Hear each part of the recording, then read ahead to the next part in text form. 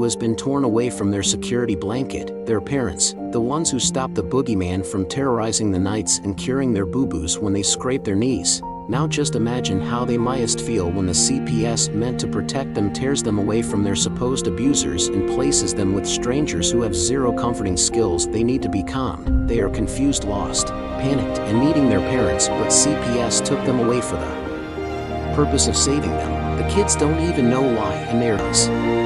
Do you think that this is how protecting children is supposed to look? Abolish CPS.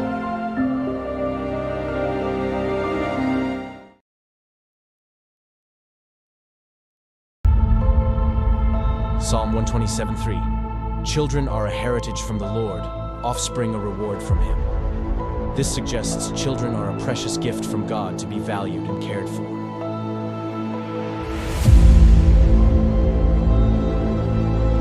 In the United States, a child a minute is taken into DHS, CPS, and so on custody. The reality is their pics are already selected, you just don't know it. Being perfect no longer matters. It's what the adopting families are looking for.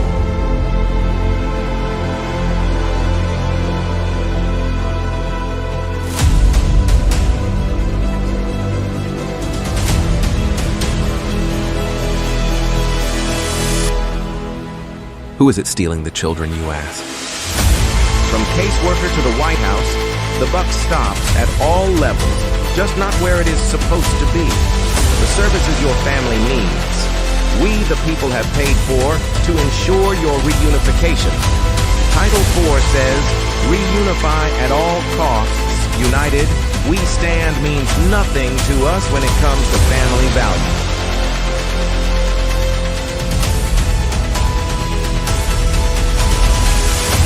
Children are being ripped away from their families.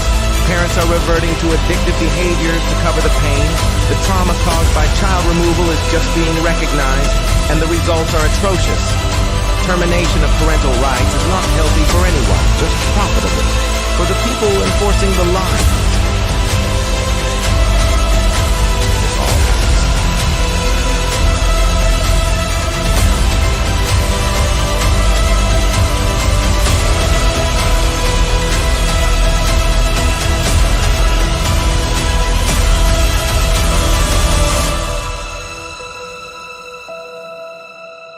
It's time Washington listens to the cries of our children, the wails of their mothers, and the rage growing in the fathers. These are our children. Keep your damn hands off them. We are coming to act on the behalf of the children God gave us to protect, and you kidnapped.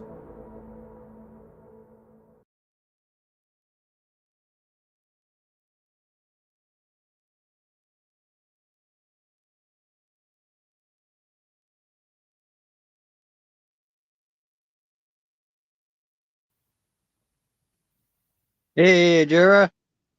Hi. Good evening, everybody. We are CPS victims hunting for justice. This is Wednesday night show. Daring is running a little behind. He asked me to start the show tonight. So I guess we're going to have an open forum at the moment. He told me to invite whoever I could to get up on cam and have a discussion. Hopefully I see Durham pop up here soon. Hey, Ashley, how are you tonight? Hi, Debbie. Hi, Carrie. How are you guys doing on this fine Wednesday evening? How are you, Miss Clearwater? I'm very well, thank you. Thank you very much. I've just been on another live and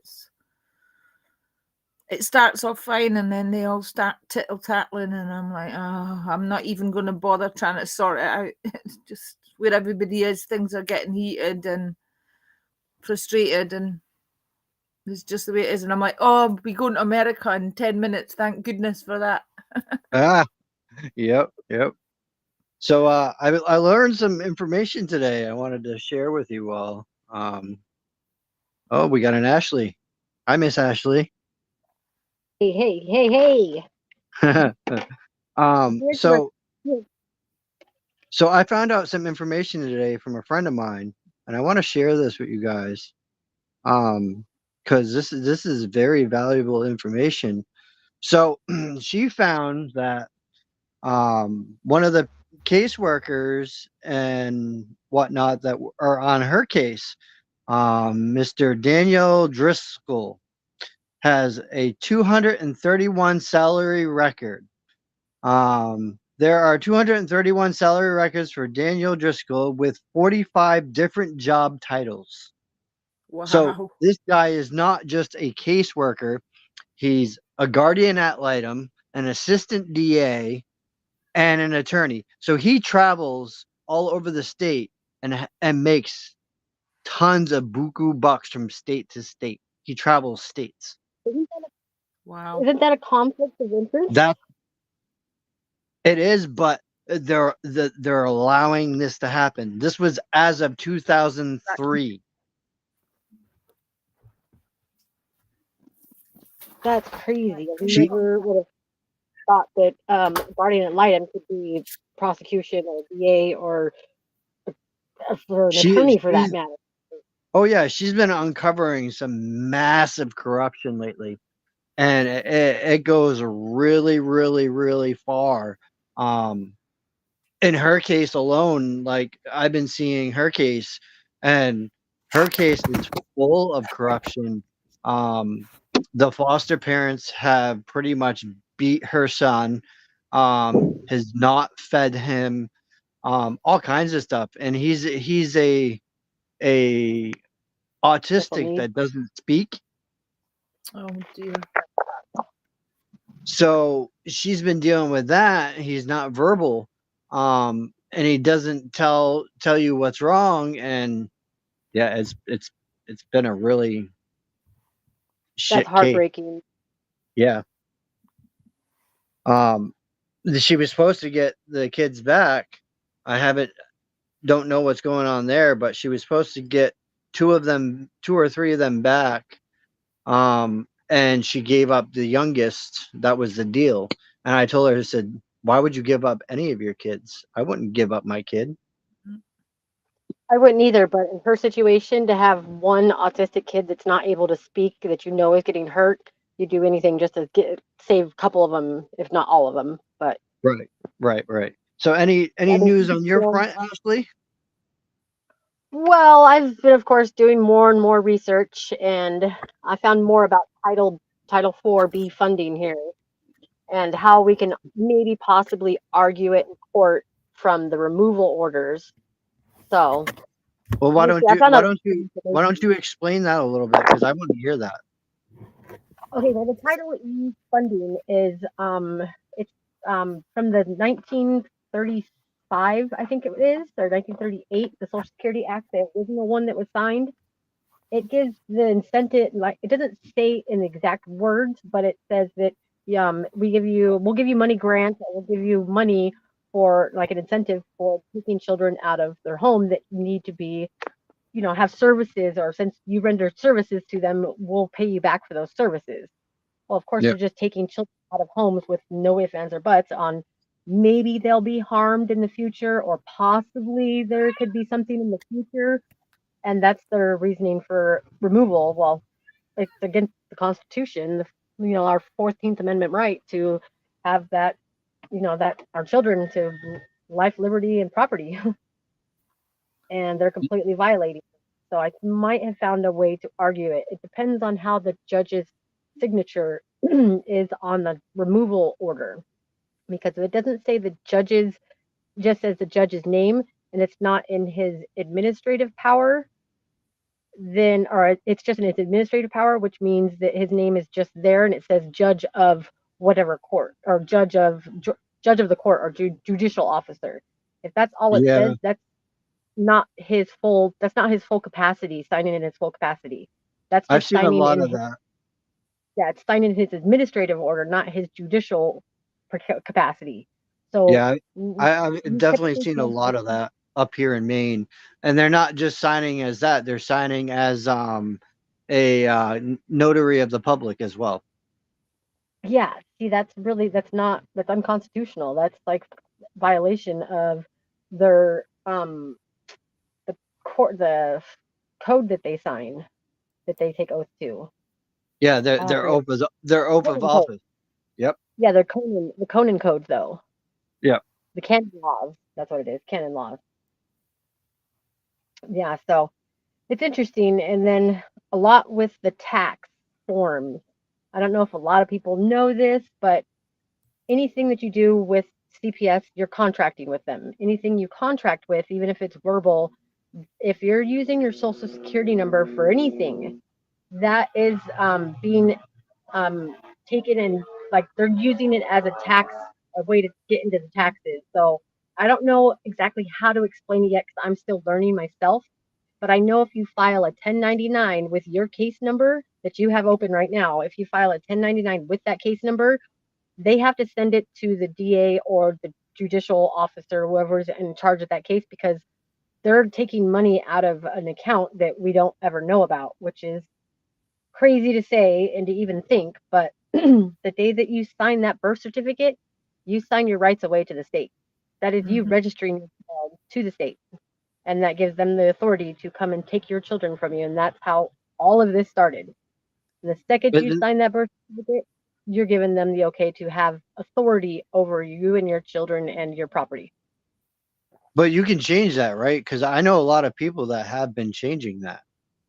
There is there are plenty of ways to do it. It depends on I mean how you see the proper way that fits you.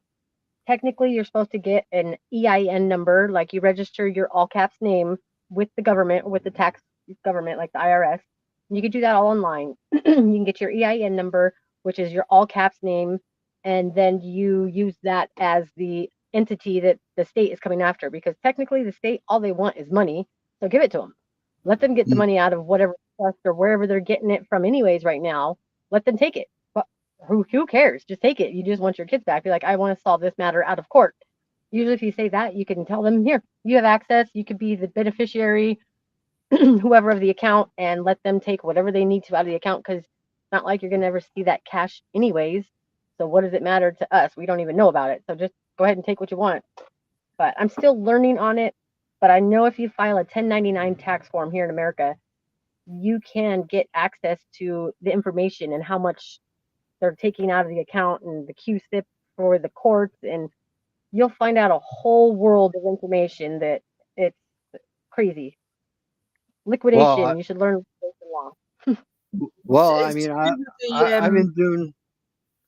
sorry, legal fiction, the dead legal fiction. That's what they all caps. And then when you sign the birth certificate, you're just the informer. Yep. You lose your If rights. you look Correct. So And I've if you been. look on your birth certificate, you'll see that your parents are informants.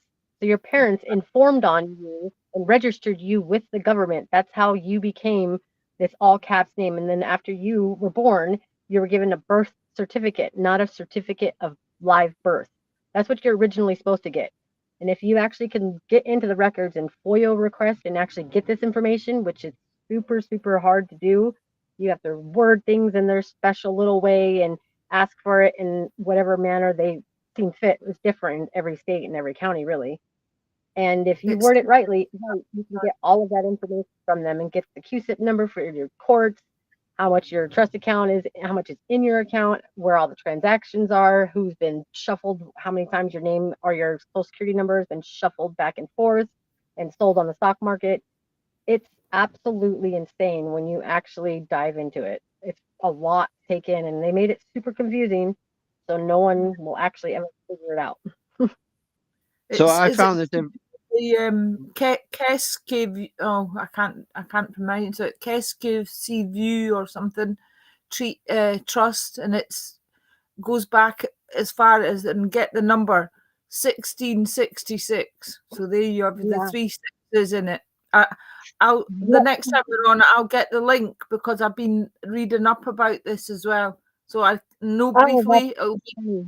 it'll be different in the UK what we have to do, but the sort of entity which it is will be the same. So if I can get some links to you between us, we might all be able to figure it out.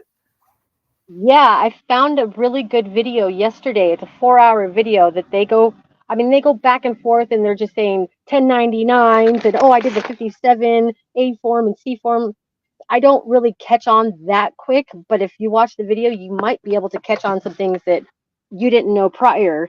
And it tells you he almost goes in a long description on how which ones to file and The red box is not to fill out because the screen doesn't see that anyways. So, and you're signing your signature on the wrong side of the paper. We're supposed to sign it on the opposite side of the paper because the left side, I believe she said, is the bad credit, is like the credit, and the right side is the banker. Or no, left side is the banker's, right side is the credit. So we're signing our names and signatures on the wrong side of the papers, saying that we're creditors, like we're giving the credit from our accounts, but when we're actually supposed to be the trustees and the beneficiaries. So Right. it's, I'll send you that link as well. It's pretty interesting little video. I watched it twice yesterday just to try to get all the information I could from it. Well, I got one for you guys, and this is according to um, a thing that I found. It says CPS social workers salary in Maine yearly 76,874 a year, $37 an hour. CPS social worker salary in Maine comparison by location nationwide 78,890. That's nationwide. Maine 76,874. And then it says, as of August 21st, 2024, the average annual pay for a CPS social worker in Maine is 76,874 a year. Just in case you need a simple salary calculator, that works out to be approximately 36.96 an hour. That is the equivalent of 1,478 weekly or 6,406 a month. Wow. And they make more than that. That's just the minimum. That doesn't include their bonuses. Right. It goes on to say that salaries as high as 123,446 and as low as 35,339. So Jeez. they're if they're in an upward, if they're the 25th percentile, they make 58,100. If they're in the 75 percentile, they make 90,500. And if they're in More the 90th, they make 111,826. 90% of the fucking social workers are in that bracket. 90 Wow. percentile. Oh yeah. That's annual in Maine. They make 111,826. That's crazy. That doesn't include, I'm sure, the foster families paying some of the social workers as well. Because I know Oh for yeah. sure that that's happened. What happened in my case? Because I don't have a perfect amount of proof, but I know that they took a big mortgage out on their house and didn't put it into their house, and then put it up for rent for an Airbnb, and bought a fifth wheel and travel all the time with my kid now. Like I don't And know if you guys can see that, but it lists every every town in Maine and how much every one of them make in each town. was that off of FOIA request? This well, this is um it lists Portland, Waterville, Auburn, Saco, Biddeford, Augusta, Lewiston, Bangor, South Portland, and Sanford. Yeah, where did you get that document though? Like what website? Um, I can forward it to you, Ash. Hold on. Oh yeah, Um, because I went to California. yeah, I mean you'll be able to look it up, but I'll send it to you so you can see it too, because you might be able to use the same one. Maybe, I don't know yet. I'm going to court tomorrow, and I'm filing a shit ton of documents. So it's Well, gonna bum. this is on one of their recruiting sites. This is on ziprecruiter.com. Yeah, I see that. Yeah. That's crazy. Zip Recruiter. That's funny. Yep. That's what they use. That's how they get their employees. I know that they get at least 94,000 as of last year for per child when they get out for adoption, like a speedy adoption, a Yeah, fast yeah. adoption. They call it. Yeah, they get 94. The state gets 94,000.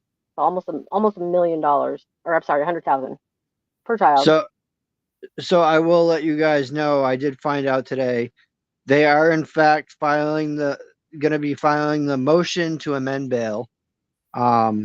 I told him today that I was thinking about filing a writ of mandamus and he told me to hold off until after this motion is put through.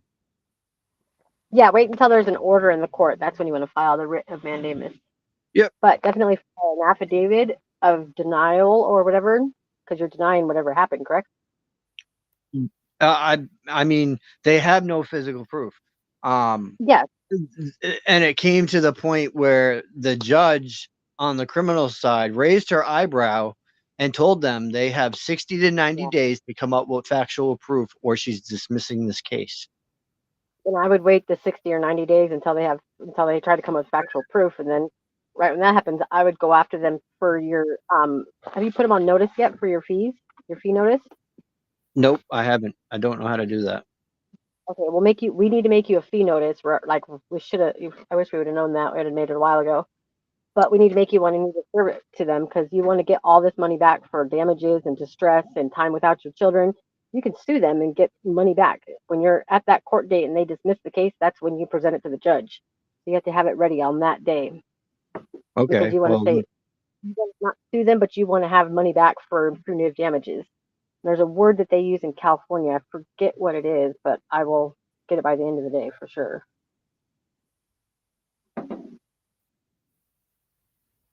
I don't know where Darren is. He said he was going to be running late. I don't know how late that meant.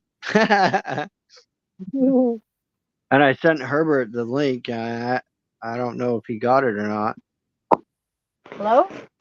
Yeah. Oh, okay. Sorry, my dude just walked in. I was like, who the heck is that? At least I think it was Herbert. Did you send Durham the link? I haven't seen him in here yet.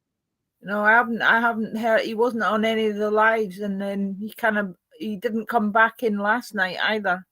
So I didn't manage. So I was gonna try and get a message to him today, but I've just been so busy. I mean, I definitely sent Herbert the link, so that is his number. I'm seeing it.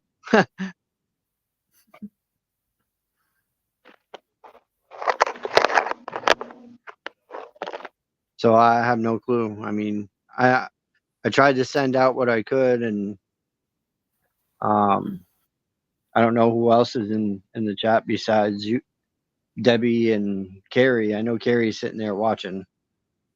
She's always busy. And did you hear back from what is her name, Kirsten, the girl that was on last night? Because she just abruptly went off as well.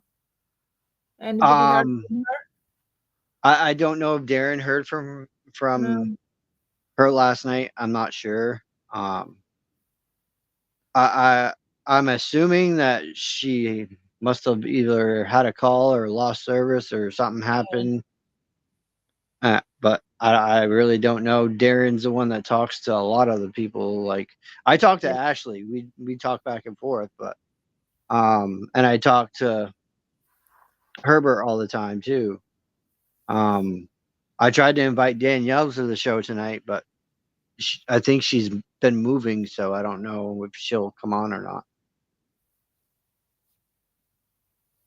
But I'm watching to see if he pops in the chat. Anyways. So, what other information have you found, Ashley? I'm just kind of curious. Just on the Social Security Act, I've been really diving into that a lot. I mean, if you actually look at it, and you see that the legislator, and they find the intent it's very clear, and a few lawyers or people will actually admit to it, apparently. But everyone, because if we actually knew the truth, we'd all stand up against them. But it's clear under Title II of the general provisions of, I think it's 11016, .6d, it states, nothing in this act shall be construed as authorization and for federal officials, agents, or representatives in carrying out any kind of provisions of this act to take charge of any child over any objection of either of the parent of such child.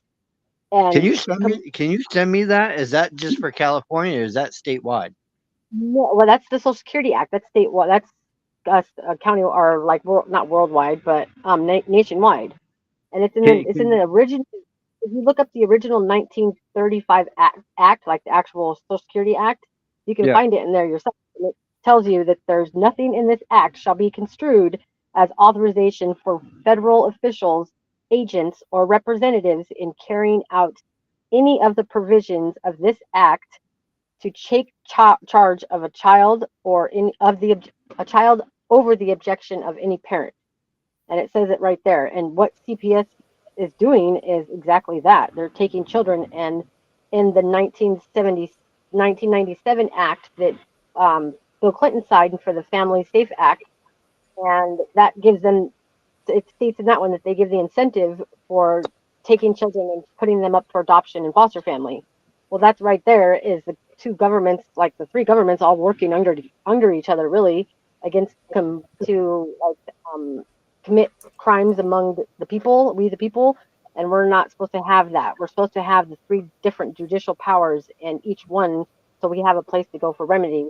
And technically, this means that the federal government, which is the executive branch, they're actually under a pyramid scheme, really, and they're getting the legislators and the judicial branch under them, and they ended up paying them, which makes all of this completely corrupt and it's fundamental. It's unconstitutional. It's really crazy if you actually dive down deep into it and you look at, just read it as it is and not think about your own personal case. Just think about world, like everybody's case, and it's Worldwide. Yeah. yeah, it's just getting all screwed on the actual Constitution. It says it can't do that, and right there alone, that should be enough for us to stand on to fight anything with CPS, because everything that they're doing is, incentives for money. Well, hello, Darren. Well, hello, Vinny. How are you? Good. How are you, sir? Good, good, good. Sorry I was late. I had a couple of things that I was running behind on. We all get late sometimes, Rada. We get.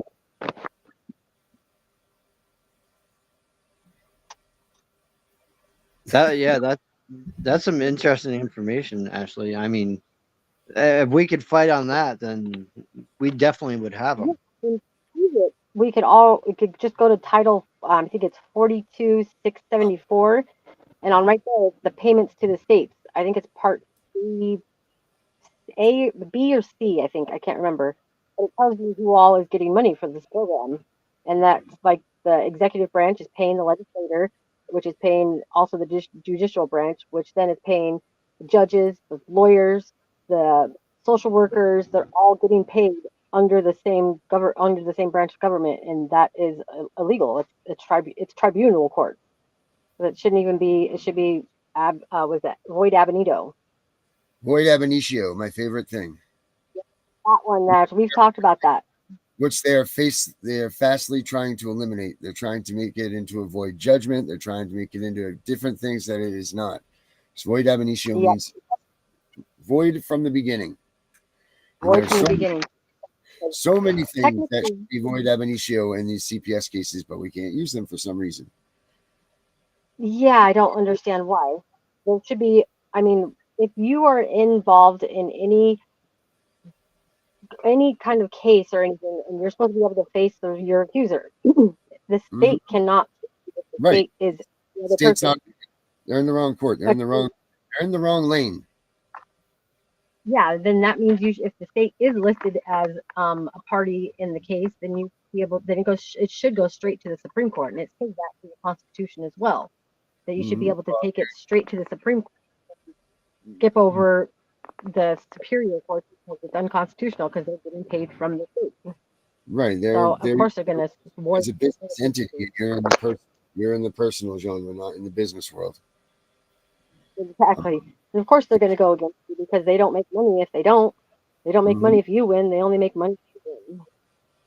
You know what I'd like to find out is they all talk about how these judges make these extra stipends when they, like there's bonus money if they, David Strait will say there's bonus money for this, there's bonus money for that. But how do they really get paid? Because I've looked them judges up, I've looked up their monies, and I've yet to be able to find where they get like any sort of a bonus or anything. I'm not saying I don't believe that, because I believe that full and through, that they do get paid somehow in some way.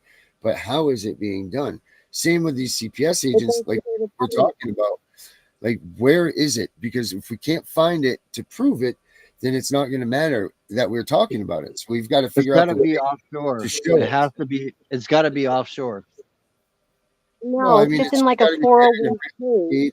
right. It's buried somewhere. It's in their retirement. They have a big trust retirement that all of them are all together on. It's like a bar association pass.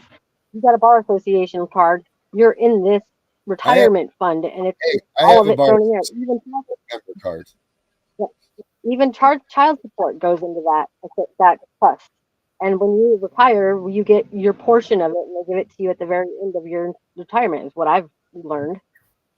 So that's what you think that they're burying. I mean, Vinny, you could be right, by the way. I'm not just knocking you off on that one, but I do think that's where it is. Ash, do you think that they're putting it in retirement? That's what they're doing. I've come to find out I don't know. so That's far. why I I'm haven't. just asking questions.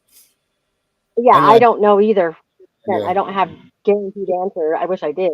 I wish I knew a judge that's kind of put one of my notch my list that I have to start hooking up with or something so I can start getting to know the good secrets. I Well, think listen- we all wish we had a judge like that. Yeah, talk to me. Yeah. Oh man. I wish I had a judge in my family. That's for sure. Yeah, Right? well, Anything. Vinny, you are the judge, man. You're the father in that family. You're the main man. You are the judge of your family, man. And CPS has just cut you short, even thinking that you're not. You are the man of the family, brother. And the problem is that everybody's forgetting about the fundamentals of the family, how the family structure works, what and how a family is supposed to be operating. It's not being sexist or anything like that, but the man's supposed to be the man. He's supposed to be the dad. He's supposed to be the person of the safety, the safeguarder, the moneymaker. And this is what CPS is doing: is they're breaking you down from that. They're breaking the man away from his role of being a father and a man in a relationship, and then putting that upon either a woman or making the women feel, listen, there's nothing stronger than a single woman in this world. There's nothing that is stronger than a single woman. And I will say that to the day I die. But that being said, the woman shouldn't have to be that strong because the man is supposed to be able to take that weight off the woman and let the woman be mom, be at home taking care of the children. And CPS, what they're doing is completely eliminating our family structure and turning it into so bad of a thing that 13-year-old kids can leave their families and go across the state lines and get gender mutilation on themselves. And that's acceptable. Yeah. But don't smoke pot around your kid because we'll take them. But you, if at 13, feel like you can jump the border, your dad's not in the picture anymore because CPS, what's the first thing CPS does? They come in, oh, the dad must be an abuser, right? Like that's the first things that they say, domestic violence, if you yelled or whatever. The first thing they do is get the father out of the picture. Yeah, they're trying to. Yeah, I just learned they're trying to say that about me too. That I physically and emotionally abused my kids because I raised my voice. Yes. Yep. You better get in those. I raised my voice to get my point across, and it only comes a little bit higher than what it is now. Right. Well, let me tell you something, dude. If your kid's outside flying a kite, the kite string drops, your kid goes running towards the road, are you going to say, oh, come here, boy, come on, come back here, as a tractor trailer truck's running? Or are you going to go out there screaming your bloody head off, tears coming out of your eyes, and probably spank the kid after once you get him back, right? Because you almost just lost your child's life. That moment was so intense and so scary that you're reacting the way that you're supposed to. And the only thing that you can even think in that moment of time is to make sure that they never do this again. And the only way to do that is to scare them and give them a spanking, right? You're not trying to beat the shit out of your kid. You're trying to make sure that they know, wow, this was a bad situation. Don't ever, ever, ever do this again. See, and that's where I find it horrible because, they sit there and say, oh, well, you can't spank your kid. Well, I've never spanked any of my kids, not once. I believe in spare the rod and spoil the child, but I also believe that I don't need to hit my kid to prove a point to them. I take away things that I know that they like doing, like Xbox, PlayStation, computers, phones. I'll take that shit away. Now you're being cruel to them in this way. See, they've got us all boxed in so that we can't raise our own kids. They've got us covered from all of the directions. You know what I mean? Like I mean, come on. All over, When right? we were growing up, my age kids, it was nothing for your parents to slap you across the face or spank you, or even in public or whatever. That was nothing. If you misbehaved, you got spanked. Like that was it. So what happened in 20 years, and the difference of the age groups or whatever of parents, that all of a sudden, if you even reprimand your kid, you're looking at criminal charges. See, that's the big thing here. We got to look at the big picture. Everything has changed. But why? Because they changed it. Right, but for what? What purpose do they do that? Because if you look at Generation X, we're good, man. We worked, we got places to live, we had families, we followed our grandparents and our parents. But if you're looking at these next generations coming up, they don't even have a work ethic, let alone ethics to know properly how to take care of a child. They've taken home ec programs out of schools. They've taken those things, these things that you were taught in high school, in middle schools, of how to be an adult and how to be a good person and how to be self-sufficient. They've taken all of that away from these kids that are growing up, and they're making it, if they don't get it their way, they can go to the school, CPS come in, take them away. They'll get a new family if they want one, that'll give them their Xbox.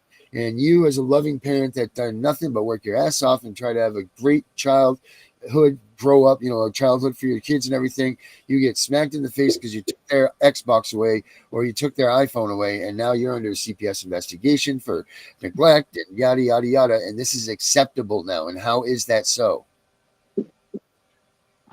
Somebody else is making up the rules, that's why. You're right.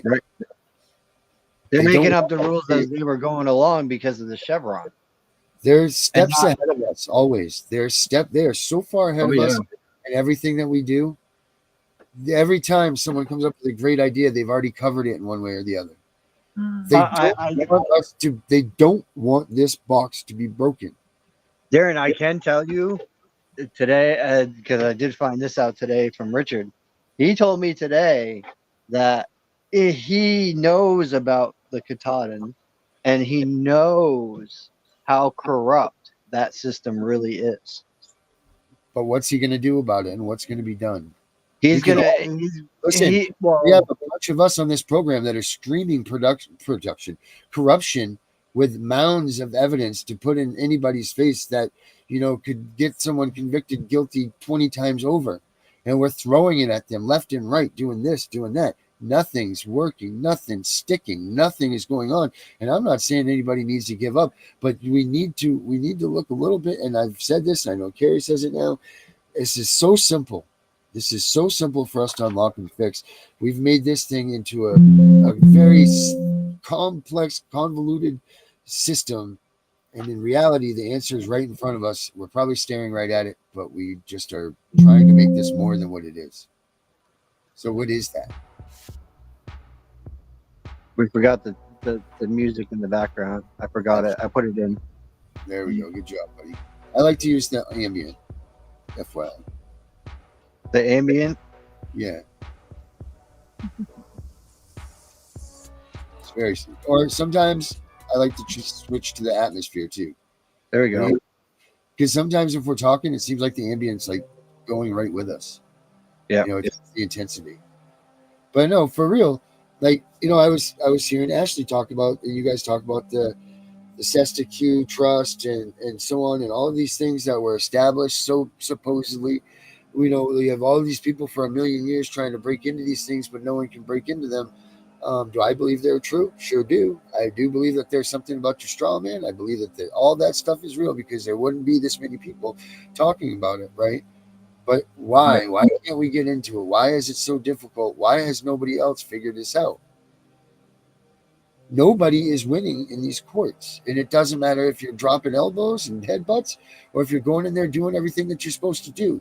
Either way, no one's winning in these courts. So what's got to give? I know we all sit there and we say, oh, it's an administrative court.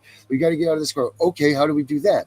What's the next step? We'll go to federal. Cool. We'll go to federal, but federal doesn't get us our kids back. Federal gets us money. We don't want money. We want our kids. So now where do we go? Oh, well, we got to go to the Supreme Court. Well, let's go back to this. It's just this.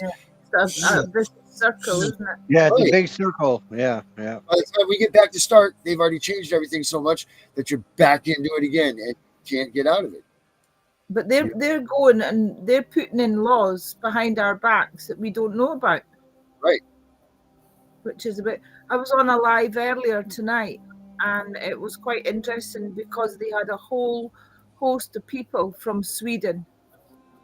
There's if you get on TikTok, Save the Family. There was this girl from Sweden, and they're doing quite well, but they're still not Love getting the their kids family over back. there. They're addressing the problem quite well. There was about 7 or 8 people, and then obviously some of the comments were all in Swedish, and so that's another fraternity sort of joining with us. But they just say it's awful in So what Sweden, are and they're trying to send some of the kids to Denmark and the other countries. That sorry, What are carry they on. doing in Sweden? What do you say that they're doing better?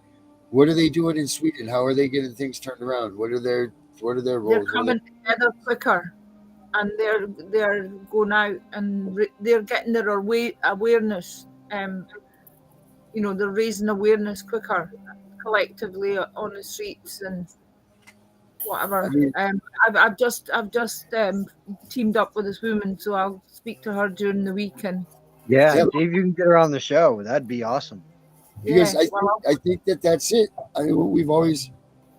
I'll find the mission statement that I wrote long ago when I started all this stuff, and we'll see how relative it is to now. But I've always said that the awareness and the education are the two most important parts of this, because we can't do anything if we can't show and teach and make people understand this stuff. And I know it's slow. And look, there's nothing more that you want than your kid. There's nothing more than that. When they take your child, it's full bore, blow the roof off these people, do what you got to do. But unfortunately, that's what we all do, and that's where we all end up in quicksand, right? Like that's where we all end up stuck, because we all go in there guns blazing. By the time we slow down and realize, that's right, Vinny, pack it up, baby. I'm packing it up worldwide now. But by the time we sit down and take a look back, we're stuck in quicksand a little bit too far. Yeah, I Durham's don't- here with us. I added him. I have had toothache and I'm giving TikTok a rest.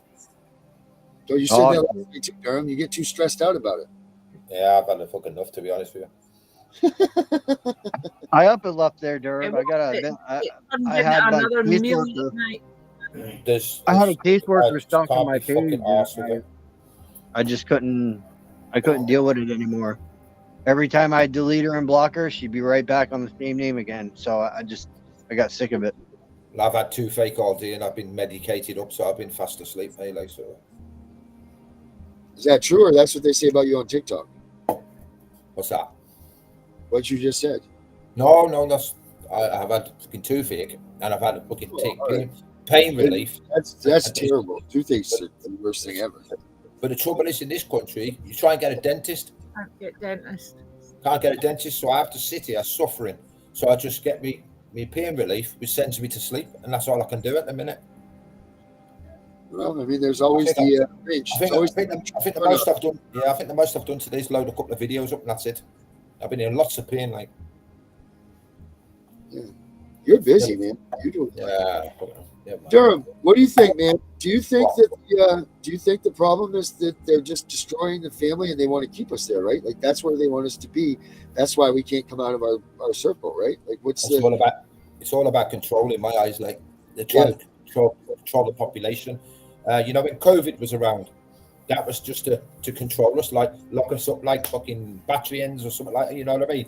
Like lock us into. And I've got a sneaky feeling they were up to no good worldwide. They lock us all away. I think they were moving money. I think they were building the 5G infrastructure because And your 5G, there was nothing about apart from BT vans and all the telecommunication guys were all working on all the telephone exchanges. It was just because I never stopped going out. I just did the same as I always have done. Maybe and that's all was on the road. That 5G shit's bad for you now. Yeah, and they probably kept us all inside so they could move all these missing kids around easily. Yeah. See them. It's like you were in your homes. It's the wavelengths and shit like that. It's like they're definitely. It's about control. All this. Mhm. I've heard they're building bunkers somewhere in London. They have already? Actually, Yeah. actually, I kind of heard something similar along the lines of the You know what that's tunnel. for? You know what that's for? Because like we're fucking looking down the nose of nuclear weapons now. You know what I mean? So that we can go fuck and they'll go underground, Yep. and that's it. We're just pawns. We can burn whatever, and they'll just be underground for the rest of the natural know- days because we'll have all the facilities down there for ourselves. I'm going to give you a little bit of a piece of history that not a lot of people know. During the Cold War, the number one thing was they wanted everybody to make bunkers, right? They wanted everybody to have their own family bunkers and everything in case of nuclear war, right? Mhm. Do you know why they did that? Do you know why they did that? No, go on. Because the people would already be buried. They wouldn't have the mass amounts of deaths to clean up. So everybody, they went out and they made a big campaign for everybody to get their own bunkers, and that's what would happen. I mean, come on, what are you going to do? Come upstairs from a massive nuclear war attack if you just have a little bunker, a couple weeks of food? You're not going to do that. So this was their way of doing that, and that just came out with the CIA when they unclassified a bunch of stuff. That whole campaign about bunkers was just to get people down in their own graves. So if people don't think the government's sly, you only have to go back and look into what the CIA is uncovering every 52 years or whatever it is that they let loose. You're going to see stuff that'll make you shake your head. That makes Like sense. like the coronavirus. They're the ones that let it loose. Yeah, there's a lot of speculations, and there's a lot to go on and say what that is from the actual like we never wanted our child vaccinated. No freaking way. Because no one could even tell you what the hell they were even putting in you. I mean, there's things I had 2 jabs and I said, that's it. I wish I hadn't had one. It made me fucking ill. Yeah. It made me ill. From being around the people or from being just exhausted? No, I was, you know what? I never caught COVID once. Not once, right? And then You know what? As soon as I had the jab, I caught it. Dude, that's kind of funny you said that though, because before it even came out, like all of us came down deathly sick for like a week and a half in my house when we lived up north. All of us, everyone in the house. And then after that, I've not been sick once. And this is going on 4 years later. And I work in the public with people that have had the coronavirus, and I haven't contracted not a damn thing. I walked around for 2 years. 2 years, right? Obviously, we were locked down, but I was walking around and there, nothing. But as soon as I got that jab, fucking hell. And what were they putting in us? We don't know. But I'm also smart because I use natural medication. Yeah, I'm the same.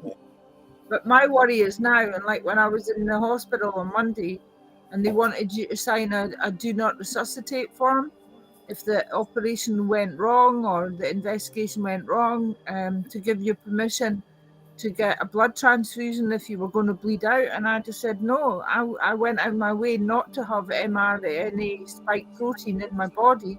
Can you guarantee me that any blood you give me will be clean blood? And I said, well, the bottom line is I'm an anti-vaxxer and I don't want any blood unless somebody can confirm that it's from a person that's not been vaccinated.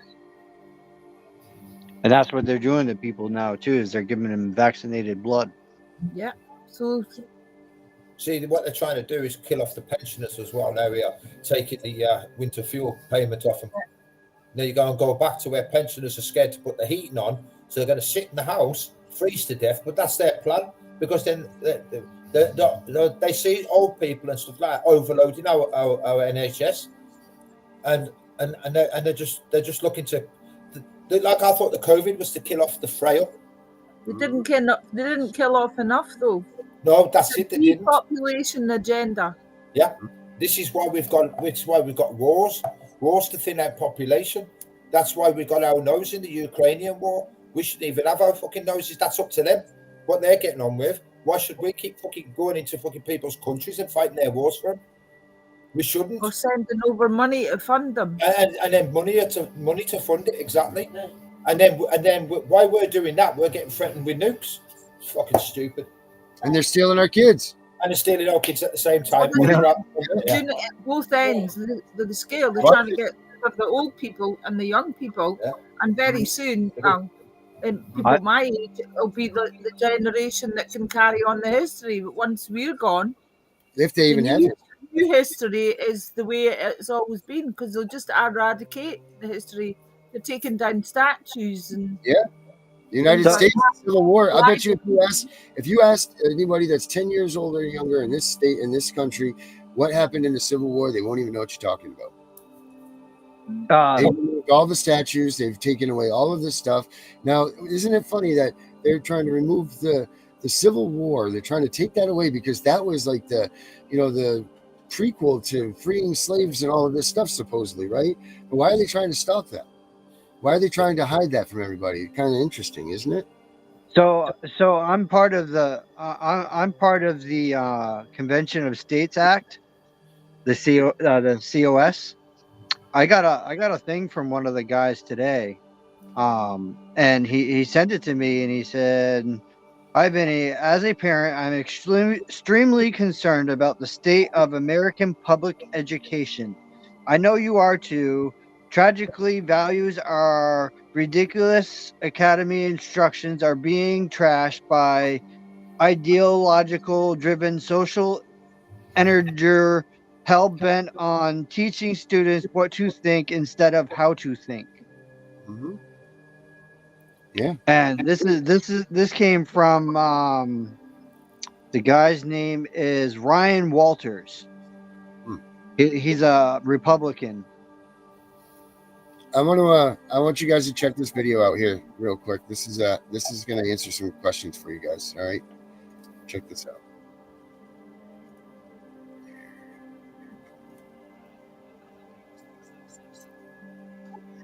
I haven't seen Herbert yet. Oh, there's Herbert. Herbert, how you doing? I'm here. Yes, how are you? Hi, how are you guys? Okay, what you doing different? No feed. Feedback, Herbert. I spoke too soon. Spoke too soon.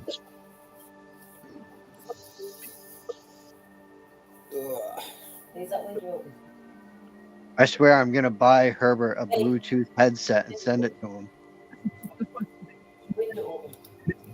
So Darren, I took your advice, by the way. Yeah. We can't hear you, Darren.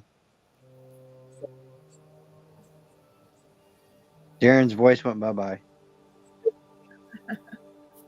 He's concentrating. Yeah. I wanted to show him that I took his advice, though. Did you buy a body cam? Oh, I did. Yeah, we did. I've got two. I forgot I bought the first one. All right, what'd you buy, Vinny? I bought the portable body cam. Oh, good for you, man. Good stuff. With a 64 gigabyte memory card. I can only imagine what that body cam of yours is going to capture, Vinny. I only paid $21.90 for it, so I was like, oh, wow, shit, yeah, you can do anything with it. Sweet. All right, check this thing out. Check this out.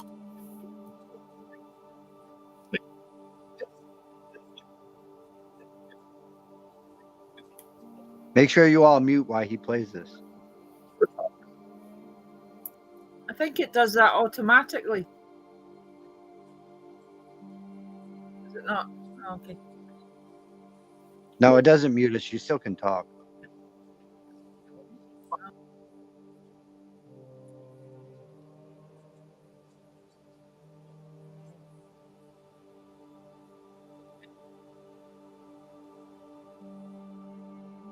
Takes a lot to do that. I know it does. I'm still learning this stuff.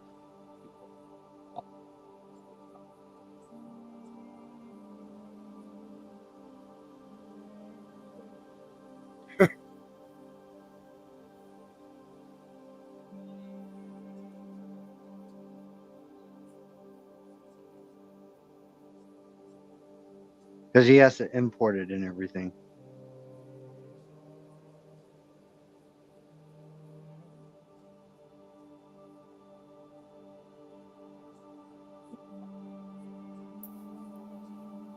See what Kerry said there? You mean the experiment to see if the world will all comply? Yep. Yeah, you got to agree with that.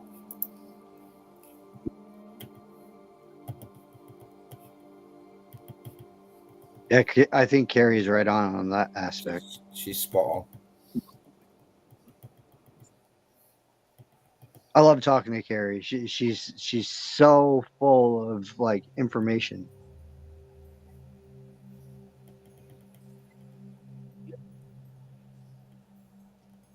We got to get Darren to do an after show. If Darren will do an after show tonight and invite, you guys and get all of us together for the after show so we all can kind of brainstorm here to see what we can go after next.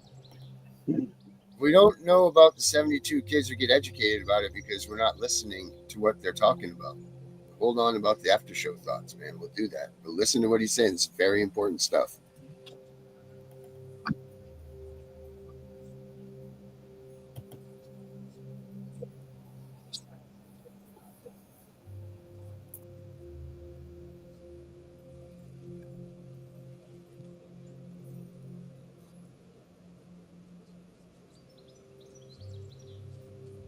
Darren, we don't hear anything.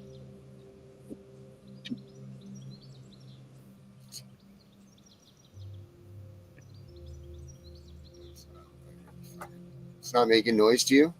No, it's not coming across the screen at all to us. No, nothing. Oh, nothing.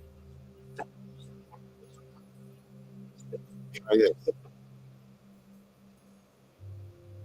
It's like people are out there risking their life to stop human trafficking. They're rescuing the Joe Rogan Experience. Human trafficking. That's another thing that we don't talk about. Yes. That is another thing that just goes in and out of the news. We were talking about on the podcast the 39 or 35 kids that were rescued in Georgia. Yeah. And it was a blip in the news. But meanwhile, I saw 1,000 articles on how mean Ellen is. Yes. Ellen's mean. She's so mean. Meanwhile, there's people are out there risking their life to stop human trafficking. They're rescuing children from human trafficking. Yes. What is this? U.S. Marshal. Wow, 72 million missing children. Missing. Excuse me. 72. Did I say million? 72 missing children across Indiana, Iowa, Ohio, and Georgia in the past several weeks. In the past several weeks. So what is this is where these. So when you read an article like that, U.S. Marshals rescued 72 missing children. This is where all the QAnon people get crazy because they think that Donald Trump is secretly working behind the scenes to stop child trafficking and that there's some secret cabal in the government that wants to enable this shit. Right. And then Facebook bans QAnon and everyone's going crazy now. Yeah. This child trafficking thing is real. It has always existed. Did you know that Houston is actually one of the hubs for child trafficking in the U.S.? Really? Yes, it is. Now, how do they find out about child trafficking? How do they infiltrate? So usually it's local law enforcement that recognizes some abnormalities in the behavior of some of the children. Usually it's certain areas, certain shops, certain businesses that are kind of harboring these people. A lot of them just get stopped because, it's kind of really odd if you're in a van or an 18-wheeler and then there's 20 kids in it. It's weird. And we, as a culture, have got to work with local law enforcement to start to curb this thing because that's where the rubber meets the road. I don't know if you saw the story. I don't know if you could pull it up, sir, but if you saw the story about the flight attendant that helped out. Yes, the girl. That recognized the abnormality of a girl on a flight by herself and saved her life. Yes. And they had the authorities on the ground when the plane landed. Yeah. Waiting. Yeah. We have got to see more of that. And so this is how we talk about in the Army. You got to police your own troops. We got to police our own. If we are just acutely aware of the abnormalities and the behavior of young children who clearly are under duress, we cannot turn a blind eye to it. Why is this not a bigger story in mainstream news? This is one of the things that concerns me. I don't understand why you're not seeing this on CNN. This is every day. Yeah. Why aren't we seeing this every day on CNN? Right. That story right there should be leading on Everything. primetime news. Everything. That should be leading. 72 missing children rescued. Yes. So how are they can't, it can't be just that they're randomly discovering what these kids in a truck, or they see a kid on a plane acting weird and that's how they catch everybody. Like, right. How are they infiltrating? Like, how, because there's also a bunch of guys that are former spec ops guys that are working to fight child trafficking. How are they doing this? So the solution to this, in my opinion, and I'll get your answer in a second. The solution to this, in my opinion, is actually, and I would be in huge favor of this, of literally starting a separate task force to address this in known hotspots. The other way we're finding out, as to answer your question, the other way that we're finding out as to how they're infiltrating is really if you go to hubs of the world, like Houston, you go to coastal cities where people are actually bringing people into the country. That's exactly where you're going to find a lot of it. So if you just kind of hang out around these areas, then you'll see a lot more of it. You'll discover a lot more of it. And so Houston has become kind of one of those hubs because of its geographic location. It's actually near a port city, and obviously people are coming through port cities at a higher rate. Cargo's coming through at a higher rate. And so we're actually able to track that at a better rate if you just kind of hang around the hoop. You'll find it. So how are these people communicating? Oh my goodness. It seems like if the government can use programs like Edward Snowden revealed, like how are they organizing these things, and where are they getting these kids from?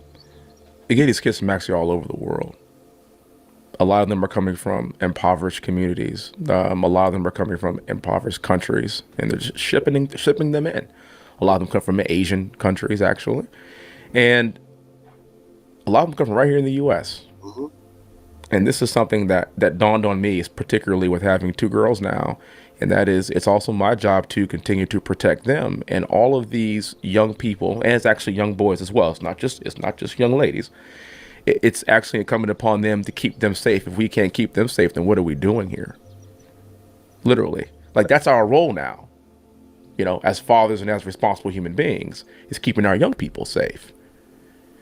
And the biggest thing is this: there clearly is an appetite and there clearly is a culture for it. What I want to do is, how do we place extreme punishment on those who behave in this? And partake in this behavior. I tell you what, it could be happening right next door to you, to somebody that seems to be a normal human being. But we have got to stop them. We have to stop the predator from feasting on our children. Yeah. And it's got to be demonized. Let's demonize that. Yeah, 100%. Yeah. How are these people communicating, though? Are they doing it through the dark web? Are they doing it through forums? Are they using code? Like, how are they doing this? I've heard all the above. Yeah. I've also heard communicating through just open email inboxes, right? They don't hit send, but they have the password for multiple emails, and they'll just go in, get the message, and then never open or close it, so it's impossible basically to track. It's just like a draft. Oh, I see. And so other people have the login, to the account, password, and they check it out through the draft. Oh, that makes sense. It's funny because this subject, because of things like Pizzagate, the subject became so taboo that no one wants to talk about it because it sounds preposterous, because Pizzagate was so preposterous. Right. Guy shows up and with a gun looking for kids that are tied up in the basement, and everybody's like, oh my God. There's nobody here. Everyone's wacky. These child sex trafficking fanatics that are interested in this and that are trying to stop this, they're all crazy people. Right. But that's not really the case. Right. The problem with something like Pizzagate is that it confuses everybody. Yeah. And you start thinking that all this stuff is nonsense. But then these stories, they make it to these websites, and you see that this is a real thing. These are real news stories, but then they don't get talked about in mainstream. That's right. And then we lose track of who the real enemy is. Yeah. That's a real enemy, not Ellen. That's dangerous. You're right. Not Ellen being mean to her assistant. Just fuck. It's so ridiculous. Just what we care about is so bizarre. Yeah. It's such a symptom of how sick we are as a culture, and that our priorities are so skewed, and that this is sort of accentuated by our addiction to social media. Yeah. And that people are concentrating so much on things that are trivial and nonsensical. What's up, buddy? I found an article on Reuters that said that like the mainstream media has been reporting on this. So like that, I'm looking through pages to find out details on different reporting of this. All I'm finding this on is like local news sites. So how, like, what does that mean though that it's not being reported?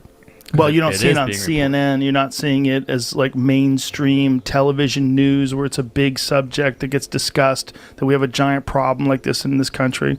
That's what I'm saying. So I'm digging through here, and then like the human trafficking angle, according to what like the U.S. Marshals done here, it's 1 in 4 of these kids. So if it was 25 kids picked up, that's 6 or 7 of them were human trafficking.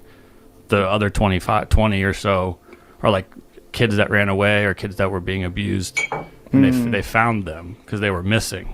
So some have been missing for 2 weeks, some up to 2 years. Wow. So not every kid is in a human trafficking. That's those 72. That's 72. Okay. The ones, the 35 though in Georgia, I think those were all the same thing. Yeah. Same kind of thing.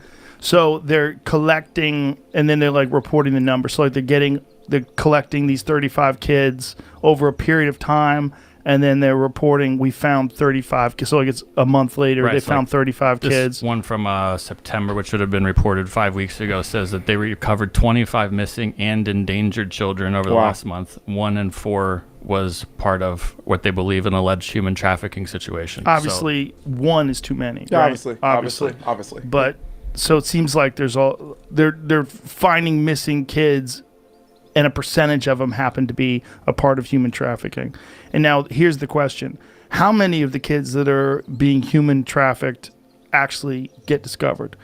We're finding this 5 here, 6 here, these but how many actually are there? How many of them actually are there? Do we know? We don't, right? We don't Just know. the fact that it's a real thing is spooky as fuck. It is. It's dangerous. Yeah. It's terrifying. It's terrifying for fathers and mothers. And, it is. You know, it's like the fact that, or brothers and sisters, the fact that it could be someone close to you. Yes.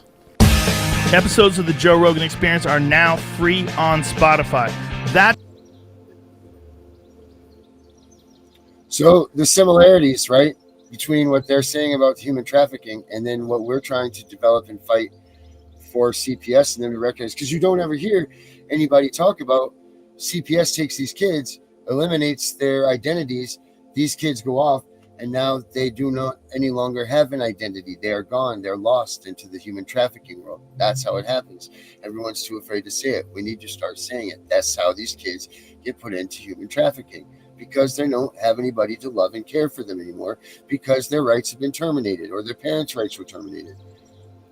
That's how it's happening. And for some reason, everybody's just afraid to say this.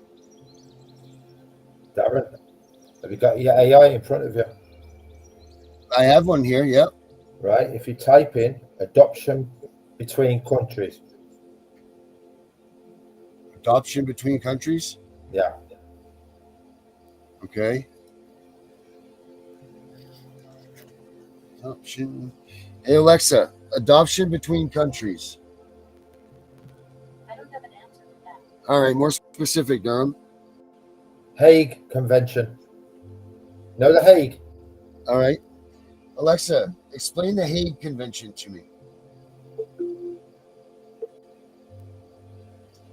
The Hague Convention, an international treaty, lays down strict rules to protect children, birth parents, and adoptive parents in intercountry adoptions. It provides safeguards to ensure that adoptions are in the child's best interests and prevents the trafficking of children. The convention requires participating countries to set up national authorities to monitor and ensure compliance with its provisions. It is important for anyone involved in intercountry adoption, including adoption agencies, to understand and comply with the convention's requirements. All right. But it goes on a lot longer than that when you put it into the AI, obviously. But oh, yeah, I'm sure it gives you the whole breakdown. Is that the one that the United States is not involved in? Well, the United States is involved with China when it comes to adoption.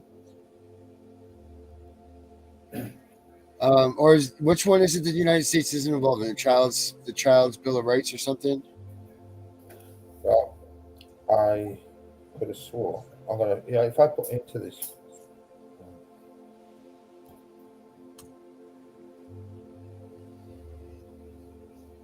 And yeah, Vinny, we'll do an after show. If you want to do an after show, we'll have one, buddy. Yeah, Gary was saying something about it. That's why I mentioned it. Yeah, all right, I'm in with that. But see, the thing is, my whole point of that Joe Rogan thing was we all are talking about we got to educate, we got to do this. See, even Joe Rogan they wouldn't say it. Or are people just, they don't realize that this is where they're coming from? Because kids just don't get missing. They get missing because no one's looking for them. How do you make kids not be looking for you? Darren, a family. The US is one of the largest receiving countries for international adoptions.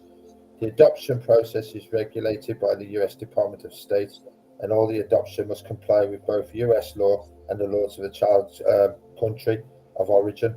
So you're covered under this Hague. It's got like Russia obviously is not now, they've pulled out of this. India, you've got China, you've got South Korea, you've got Guatemala, you've got Vietnam. It's horrendous. Listen to this though. Adoption fees in the Ukraine is very attractive compared to the rest of the world where adoption is possible. Actually, Ukraine is one of the cheapest countries for adoption.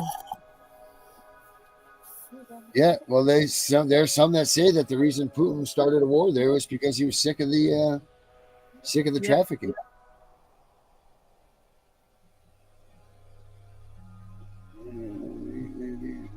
Wow, this is crazy. I've never really looked into this stuff. I found that the other day when I was looking, and then I went on something else, and it gave me an absolute massive list of every single country. I'll have to find it.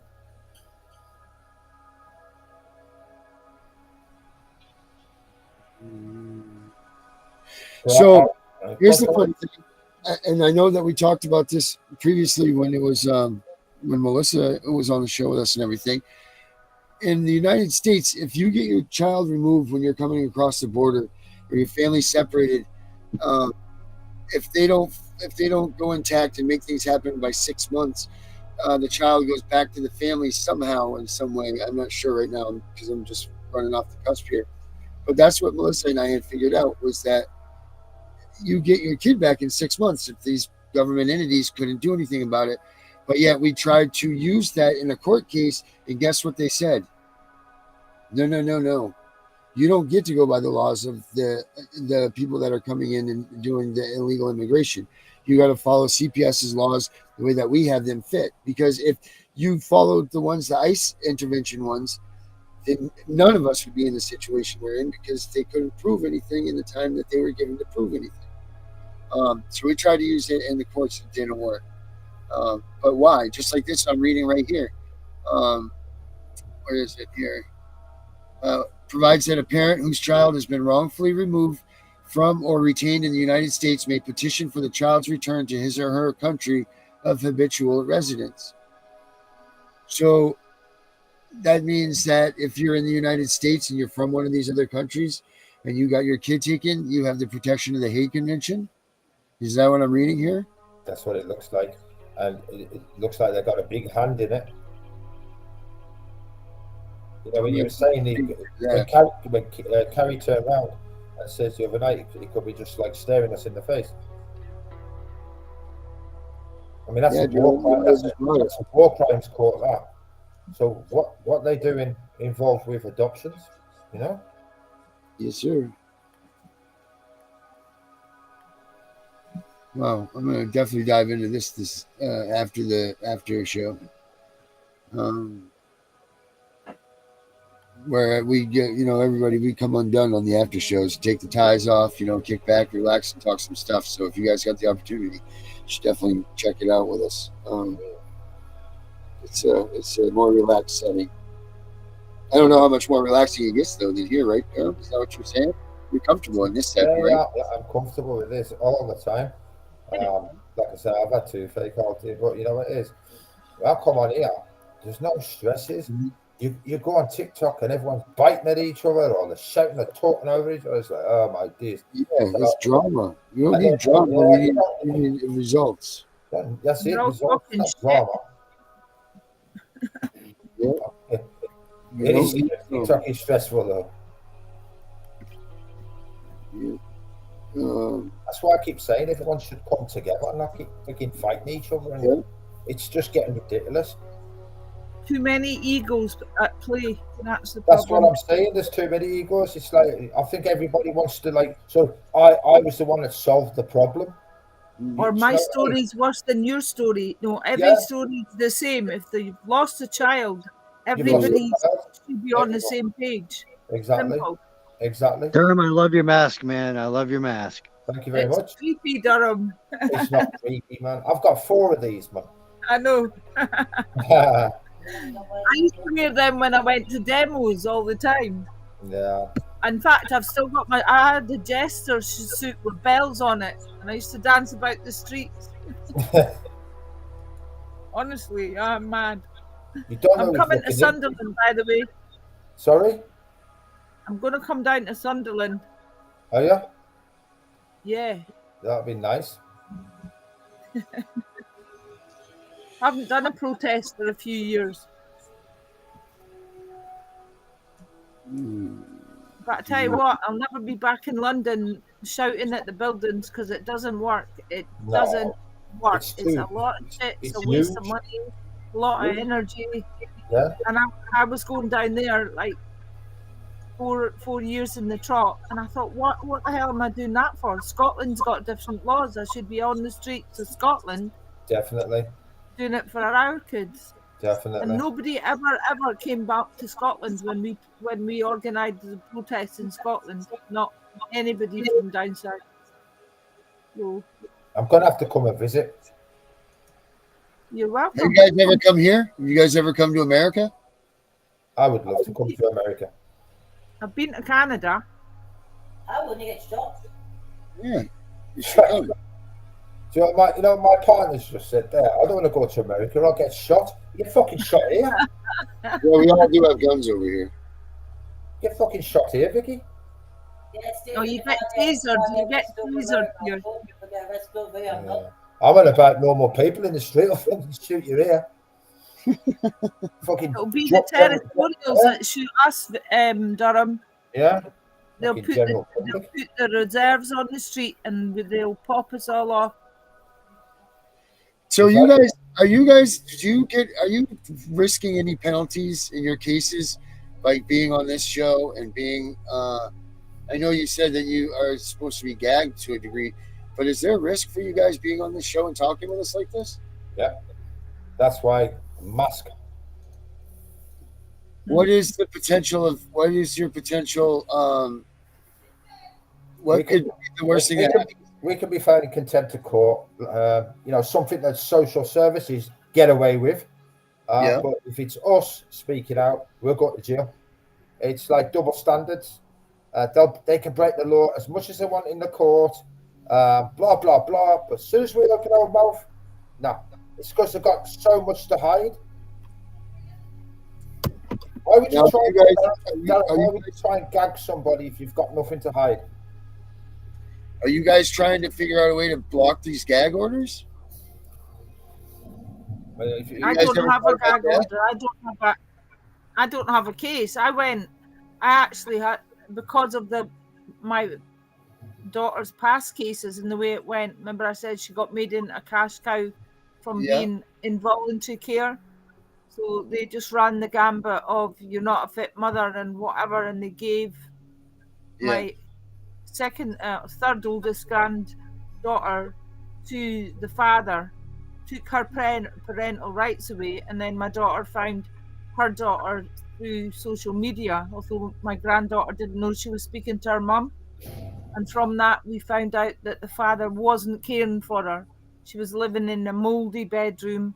She wasn't getting fed properly. She's not socialized at all. She's now 13. The last time we saw her, she was 3. We managed, my daughter managed to get an emergency place of safety warrant, so she can remove the child for 72 hours, and then they would call a case conference. But the 2 policemen that came, because obviously the father reported her missing, because she decided she wasn't going home for his order to be served on him. So she said to Mum, pick me up at X place in the town.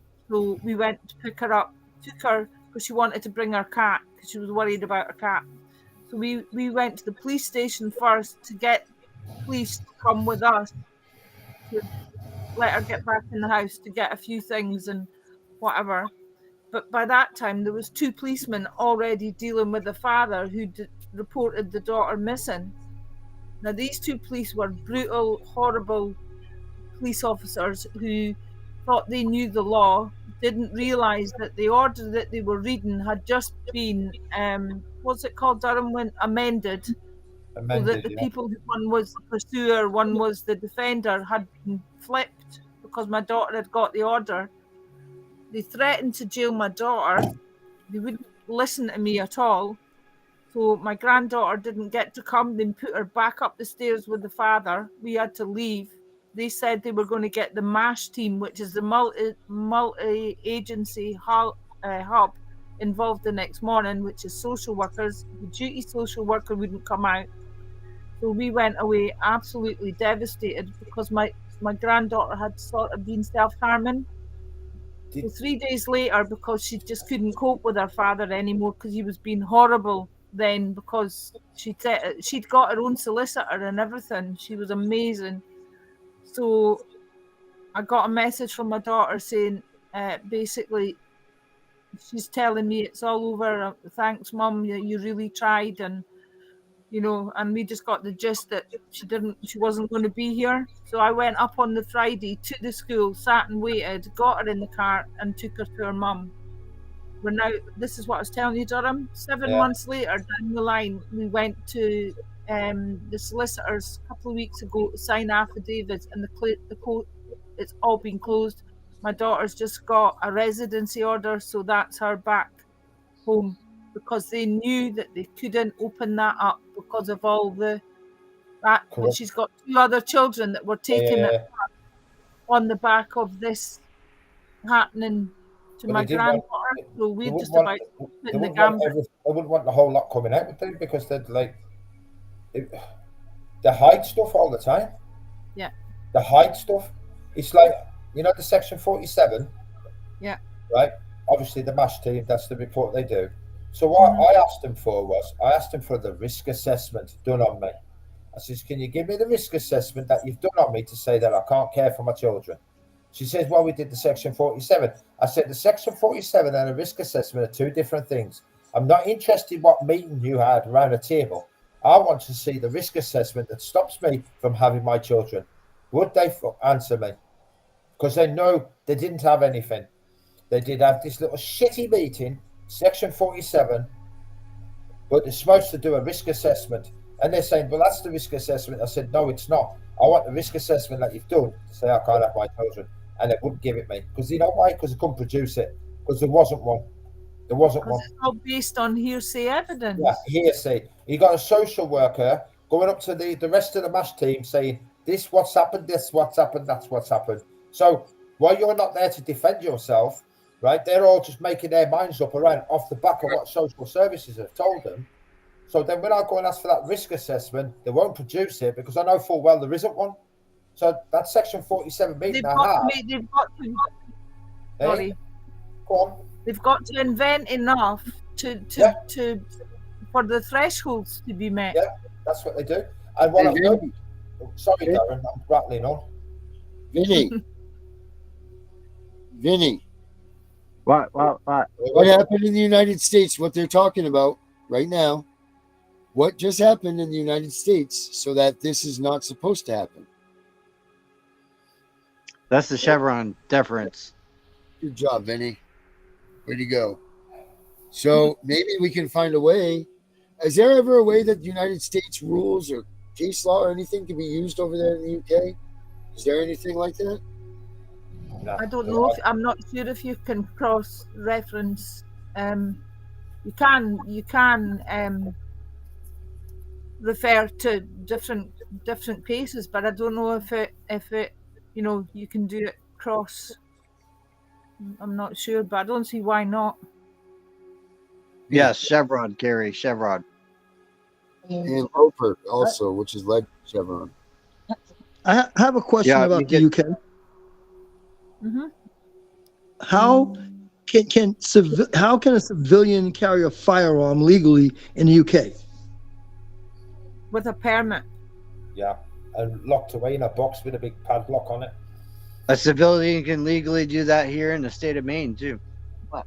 No, you can't carry it on your person. You can't carry a weapon on your person. No, you can't. How can a person carry a weapon in the UK and just walk around? What do you have to go through to get the permit? Is there a lot you have to go through? I don't think you can, Herbert. You can't just walk like with a pistol in a holster on your person. I got arrested. They've got to be. I got a firearms charge. I got a firearms charge for a pellet gun. Jesus, Almighty. A pellet gun. I mean, you know, and when they did the court bundles, it went in and says I was carrying shotguns, and I wasn't. If I'd have been carrying shotguns in the street, I'd have got to prison. So why they put that in was beyond me. And did that go against you with your case with your children? Fuck charge. No, maybe not. That's not laughing, didn't we? You burst out laughing. When they said firearm charge? When they said firearm charge, but I knew what that was. But when they said fucking shotguns.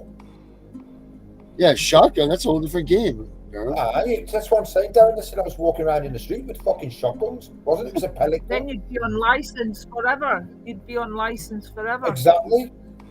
But that's the bullshit they come up with. Wow.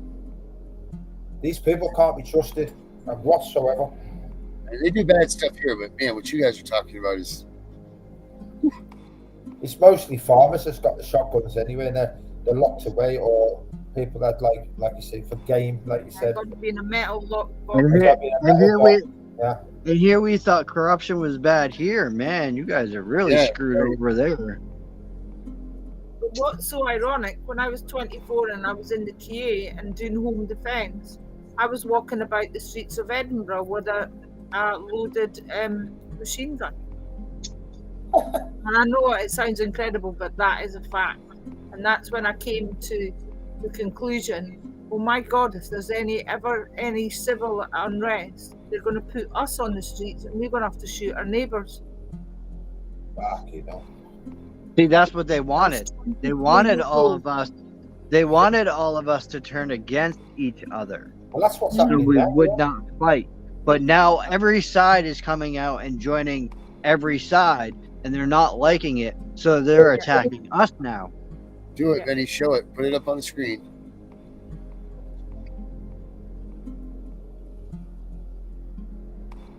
There was a thing on it. Oh. No, to pack it up. Oh, yeah. Gary says that's why Darren's channel should be home based. He's great at being neutral and keeping our image with the right motives. Thanks, Gary. It's very nice. Pack it up, baby. Pack it up. That being said, guys, we're way past our time, and well, apparently we're gonna have an after hours party here. So I will start doing that. Oh yeah, that's great. Wow, is that real, Durham? Yeah. I didn't see your mask before now. That's I see. Hey, I want to get one of those. Everyone in the UK is wearing them. Everyone in the UK is wearing them. I want to get one. Yeah, that's the anonymous mask, right? The anonymous. I have 4. Amazon. Yeah. Wow. Yes. Yeah. Yes. Oh, isn't that? Wait a minute. This one here. What is it? When they do this for their eye or something, that means something. Yeah. I saw that today. Yeah, the eye thing. Yeah. Yeah, so let's do it, Durham. Last words. Like I say, as normal, keep up the fight. Don't ever give in. Truth's going to come out, and appreciate being on your show, Darren. Vinny, love you all. Absolutely. And thank you for being relaxed, not TikTok. Fucking mayhem on TikTok. Okay. I would join you guys on TikTok, but I haven't been back on there since. I might start a new one. I don't know. That's it. See, that's. I mean, Darren, how many masks you got down there, man? I just happen to have one underneath my drawer here. Oh, I found a. I'm gonna put one in my thing and save it. All right, last words for you, dear.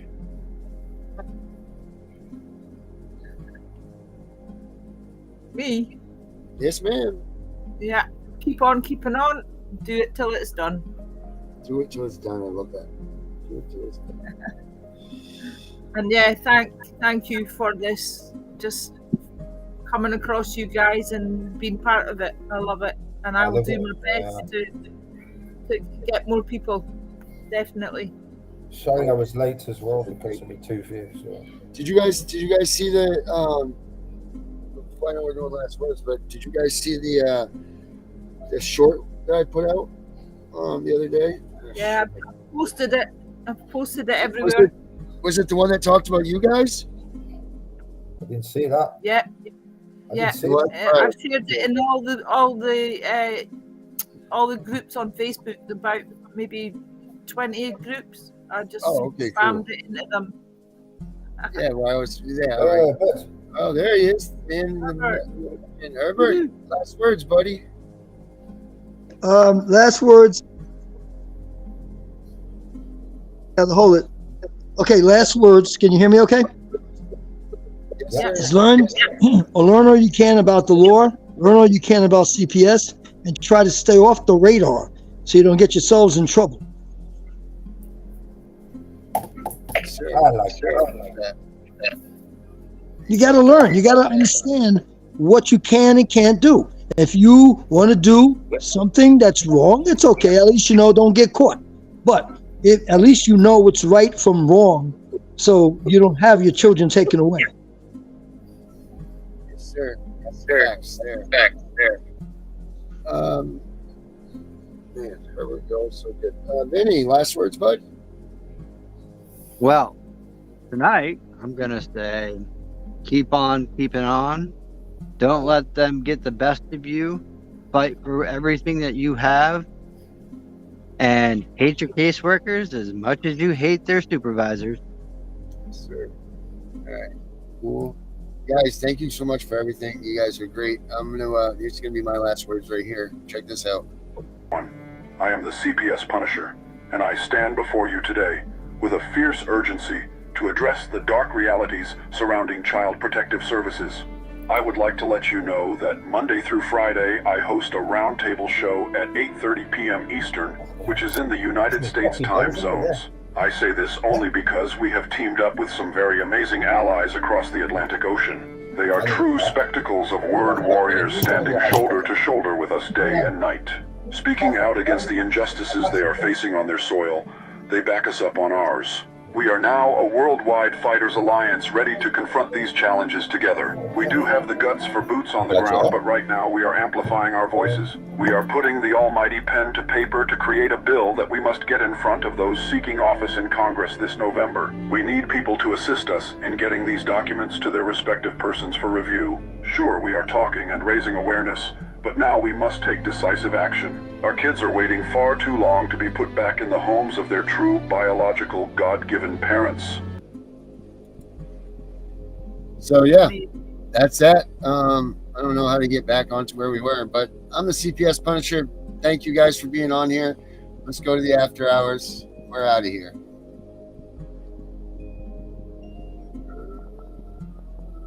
Right here.